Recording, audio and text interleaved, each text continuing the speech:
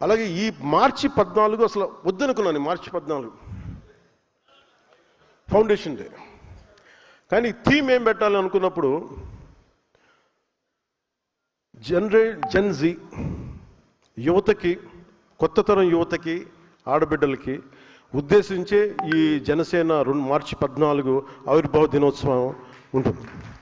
దానికి కూడా మీ సహాయ సహకారాలు కావాలి. దానికి మనస్ఫూర్తిగా మీ అందరూ ఈ భాగస్వామ్యంలో మీరు భాగస్వామ్యం తీసుకోవాలి.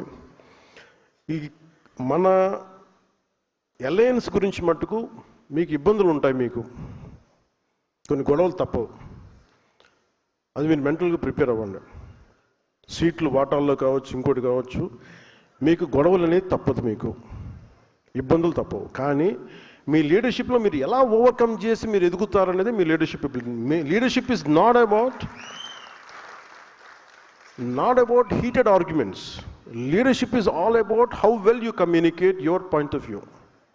అంటే మీ స్టాండ్ మీరు ఎంత బలంగా చెప్పగలరు, ఎంత హేతువుతో చెప్పగలరు. పంచాయతీ అంటే మీరు సర్దాలి అంటే లీడర్షిప్ అనేది గొడవ పెట్టుకొని కండలు పెంచుకునేవాడు లీడర్ అవ్వలేడు, ఒప్పించేవాడే నాయకుడు అవుతాడు. ఇంతమంది చాలా ప్రతికూల పరిస్థితుల్లో కూడా అందరినీ ఏకతాటిపైన తీసుకొచ్చేవాడే నాయకుడు అవుతాడు తప్ప గొడవలు పెట్టి వేరు చేసేవాడు నాయకుడు అవ్వలేవాడు. ఏదో ఒక రోజు జనం వదిలేస్తారు, గుర్తుపెట్టుకోండి. అందుకని నేను మిమ్మల్ని అందరినీ ఎలాంటి నాయకులు అవ్వాలని కోరుకున్నానంటే, గొడవలు వచ్చినా కానీ ఎలా మీరు కూర్చొని పరిష్కరించగలరు.